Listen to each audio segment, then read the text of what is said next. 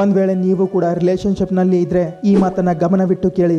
ನೀವು ಒಂದು ರಿಲೇಶನ್ಶಿಪ್ ನಲ್ಲಿ ಇದ್ದು ಎದುರಿನ ವ್ಯಕ್ತಿ ನಿಮಗೆ ಇಗ್ನೋರ್ ಮಾಡ್ತಾ ಇದ್ದಾಗ ನಿಮಗೂ ಕೂಡ ಆ ವ್ಯಕ್ತಿಯನ್ನ ಬಿಡಬೇಕು ಅಂತ ಅನಿಸುತ್ತೆ. ಆದ್ರೆ ನೀವು ಆ ನಿರ್ಧಾರವನ್ನು ತಗೊಳ್ಳೋದಿಲ್ಲ. ಯಾಕಂದ್ರೆ ನೀವು ಆ ವ್ಯಕ್ತಿಗೆ ತುಂಬಾ ಪ್ರೀತಿ ಮಾಡ್ತಾ ಇರ್ತೀರಾ, ಇಲ್ಲ ಆ ವ್ಯಕ್ತಿ ಜೊತೆ ನಿಮ್ಮ ಒಳ್ಳೆಯ ಬಾಂಧವ್ಯ ಇರುತ್ತೆ. ಬ್ರೇಕಪ್ ನ ಮಾತು ಬಂದ್ರೆ ಸಾಕು ನಿಮ್ಗೆ ಭಯ ಆಗ್ತಾ ಇರುತ್ತೆ. ಅವನನ್ನ ಬಿಡಬೇಕಾ ಬೇಡವಾ ಅನ್ನೋ ಪರಿಸ್ಥಿತಿಯಲ್ಲಿ ಸಿಲುಕಿ ನೀವು ಒದ್ದಾಡ್ತಾ ಇರ್ತೀರಾ. ಮತ್ತೆ ಎದುರಿನ ವ್ಯಕ್ತಿ ನಿಮಗೆ ಇಗ್ನೋರ್ ಮಾಡ್ತಾ ಇದ್ರೆ ನಿಮ್ಗೆ ತುಂಬಾ ದುಃಖನೂ ಆಗ್ತಾ ಇರುತ್ತೆ. ಇಷ್ಟೆಲ್ಲ ಆದ್ರೂ ಆ ವ್ಯಕ್ತಿ ನಿಮಗೆ ತುಂಬಾ ಇಂಪಾರ್ಟೆಂಟ್ ಆಗಿರ್ತಾನೆ.